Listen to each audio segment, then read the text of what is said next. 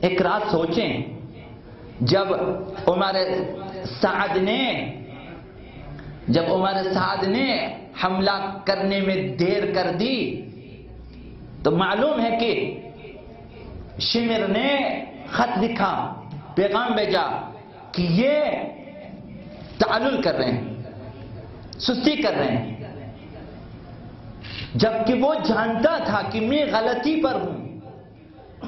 یزید کی طرف سے خط آیا کہ اگر فوراً حملہ نہیں کرتے تو پھر سالاری شمر کو ملے گی، تو اپنی جگہ شمر کو بٹھا دو تاکہ وہ حملہ کرے۔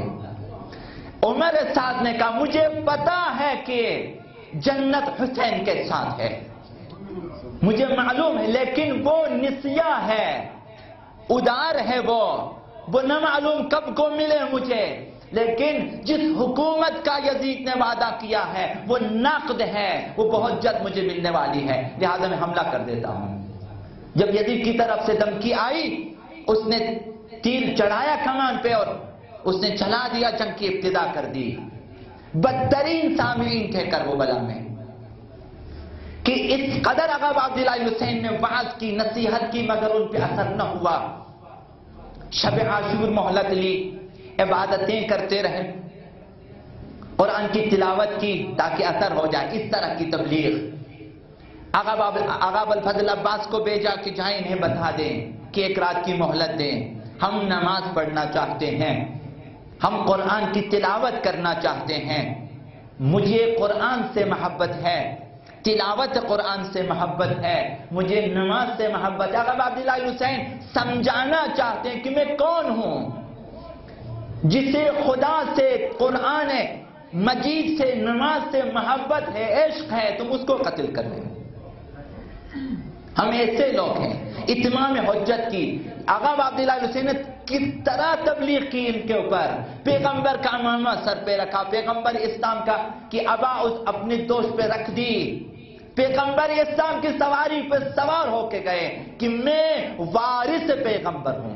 یہ امامہ دیکھو، یہ ردا دیکھو، یہ گھوڑا دیکھو۔ کربلا میں پیغمبر اسلام کے گھوڑے کا احترام کیا گیا مگر نواسۂ رسول کا احترام نہیں کیا۔ جب آقا عبداللہ حسین شہید ہوئے، جب یہ گھوڑا بھاگ رہا تھا، تیر برسائے گئے تو کسی نے کہا تھا کہ یہ پیغمبر کا گھوڑا ہے، اسے اذیت نہ دو۔ نواسۂ رسول کا احترام نہ تھا، رسول اسلام کے گھوڑے کا احترام تھا۔ بدترین سامعین تھے کربلا میں، بدترین سامعین، کہ آپ اس حوالے سے اگر آپ مطالعہ کریں آپ کو بہت ساری چیزیں ملے گی۔ بدترین سامعین، جن کے دلوں میں رحم نہیں ہے، جن کے دلوں میں مہربانی نام کی، عطوفت نام کی کوئی چیز نہیں ہے، دل سوزی نام کی کوئی چیز نہیں ہے، بدترین سامعین تھے۔ ایسا نہ ہو کہ ہم مجلس عزائے آقا عبداللہ حسین میں آئیں، محرم کا مہینہ گزر جائے، ماہ سفر بھی آپ نے عزاداری کی اور گزر جائے، پھر پوچھیں اپنے آپ سے کہ میں بہترین سامعین میں سے ہوں یا بدترین سامعین میں سے۔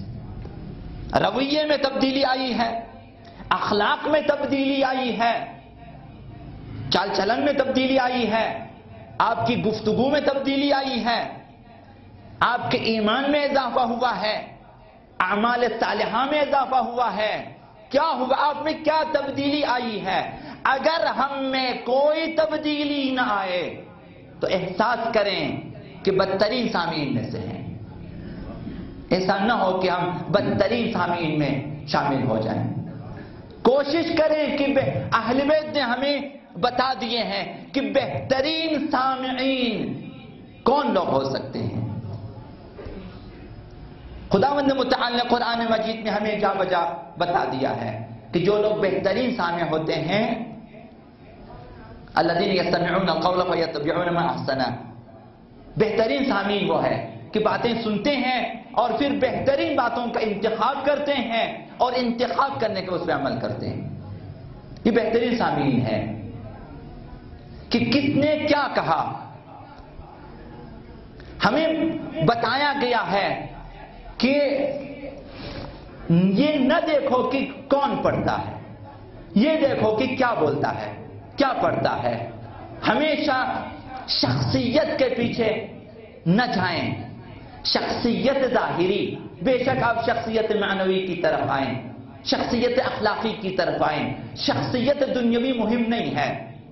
ممکن ہے کہ ایک شخص آپ کو دین دے، آپ کو دین کا بیان دیں، آپ کو دین کے مسائل بیان کریں، دین واضح کر دیں، صراط مستقیم کی وضاحت کر دیں. ممکن ہے کہ اس کا اپنا بیان اچھا نہ ہو، اس کی زبان اچھی نہ ہو، اس کی گفتگو مناسب نہ ہو، لیکن آپ کو دین کے بارے میں معلومات فراہم کریں. ایک شخص ممکن ہے کہ آپ کو 1 گھنٹے کے لیے یہاں خوشحال رکھیں، آپ کو ہنسا دیں، اس کا بیان بھی اچھا ہو، لفاظی ہو اور اچھے اچھے الفاظ استعمال کریں اور آپ کو خوشحال کر دیں، بور نہ ہونے دیں، لیکن دین نہ دیں آپ کو، بلکہ دین سے دور کر دیں، آپ کو بے خبر رکھیں آپ کو دین سے. تو آپ کس کے سامع بننا چاہیں گے، یہ انتخاب آپ کو کرنا ہے. 1 گھنٹہ آپ بور ہو جائیں گے، زیادہ سے زیادہ 1 گھنٹہ آپ بور ہو جائیں گے کہ اس کا بیان اچھا نہیں ہے. لیکن اگر آپ دین لے رہے ہیں، اگر آپ کو آداب اہل بیت، اخلاق اہل بیت، سیرت اہل بیت بتا رہے ہیں تو کوشش کرنی چاہیے کہ اس کی باتیں سنیں. بے شک 1 گھنٹہ آپ بور ہو جائیں گے. اگر آپ توجہ سے سنیں گے، اگر آپ فی سبیل اللہ سنیں گے، اگر آپ کے مد نظر خوشنودی پروردگار ہے، رضوان الہی ہے، تو آپ کبھی بور نہیں ہو سکتے. مدارس میں تمام دروس بوریت سے بھرپور ہے. یہ جو 10 سال 15 سال افراد مدرسوں میں پڑھتے ہیں، آپ کے خیال میں سب لفاظی کرتے ہیں؟ سخت ترین دروس انہیں پڑھنا ہوتا ہے، وہ بھی ایک استاد گھنٹوں پڑھاتے ہیں. وہ 15 سال 10 سال 20 سال ان کے لیکچر سنتے ہیں، تب جا کے دین شناس بنتے ہیں. وہ اسے ہنساتے نہیں ہیں، لطیفے نہیں سناتے، وہاں مشکل ترین مسائل علمی وہاں پہ بیان کیے جاتے ہیں. مختلف مجتہد یہاں تو کہتے ہیں موضوع، حتیٰ اگر ایمانیات کے بارے میں، عقائد کے بارے میں اگر گفتگو ہوتی ہے تو یہاں پہ کہا جاتا ہے کہ موضوع خشک ہیں. تو آپ مدارس میں جائیں گے تو تمام موضوعات خشک ترین موضوعات ہیں، لیکن طلباء کو سننا ہوتا ہے. 15 سال 20 سال لیکچر سن کے پھر وہ لوگ عالم بن جاتے ہیں، دین شناس بن جاتے ہیں. تو یہ اپنی بوریت کو نہ دیکھیں. یہ مجلس اعضائے اہل بیت ہیں، یہ مکتب اہل بیت ہیں، مدرسہ حسینی ہے. یہاں پہ بوریت بے معنی ہے. زیادہ سے زیادہ آپ نے 2 گھنٹے بیٹھنے ہیں، اس سے زیادہ نہیں بیٹھنا. 2 گھنٹے میں جہاں سے دین ملتا ہے، جہاں سے آپ کو مسائل کے حل مل جاتے ہیں، جہاں سے آپ کو آداب و سیرت اہل بیت مل جاتا ہے، وہاں جائیں. کسی بھی شخص کو نہ دیکھیں، کسی خطیب کو نہ دیکھیں. ایسا نہ ہو خدا نہ خواستہ کہ آپ کی نیت میں فتور آ جائے. مجالس عقائد عبداللہ، نیت قصد قربت ہونی چاہیے، نیت قربت اللہ ہونی چاہیے، خوشنودی پروردگار. ممکن ہے کہ آپ کسی امام بارگاہ میں اس کے کابینے کی وجہ سے آ جائیں، چونکہ ان کا صدر، سیکٹری، نائب صدر میرا دوست ہے، لہذا میں وہاں جاؤں گا. تو آپ کی نیت میں جو ہے وہ اخلاص باقی نہیں ہے. ممکن ہے کہ آپ کا دوست کسی جگہ پڑھ رہا ہو خطابت کا، آپ اس کی وجہ سے آ جائیں، اس کی وجہ سے نہ آ جائیں. یہ دیکھیں کہ کون پڑھتا ہے، کیا پڑھتا ہے. اگر وہ اہل بیت کے بارے میں پڑھتا ہے، دین کے بارے میں، دین شناسی کے بارے میں، اخلاق، تو آپ وہاں پہ جائیں. کسی کی خاطر نہ جائیں.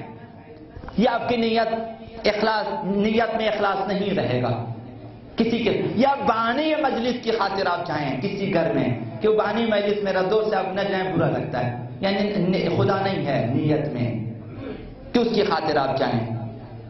تو آپ کا ثواب وہ نہیں ہوگا جو خلوص نیت کے ساتھ جانے والے کا ہے. تربیت نہیں ہو رہی. ممکن ہے کہ آپ جو ہیں یا بانی مجلس کی وجہ سے، یا مالک مکان کی وجہ سے، یا جو نظر و نیات کرنے والے ان کی وجہ سے، یا کسی اور وجہ سے. مثلا کہیں نزدیک ہے، میں یہیں پہ جاتا ہوں. نزدیکی اور دوری کا فرق ہے. اگر آپ اس سے چند قدم دور جاتے ہیں، بہترین مجلس اگر مل سکتی ہیں تو وہاں جائیں. یہ آداب عزاداری ہے.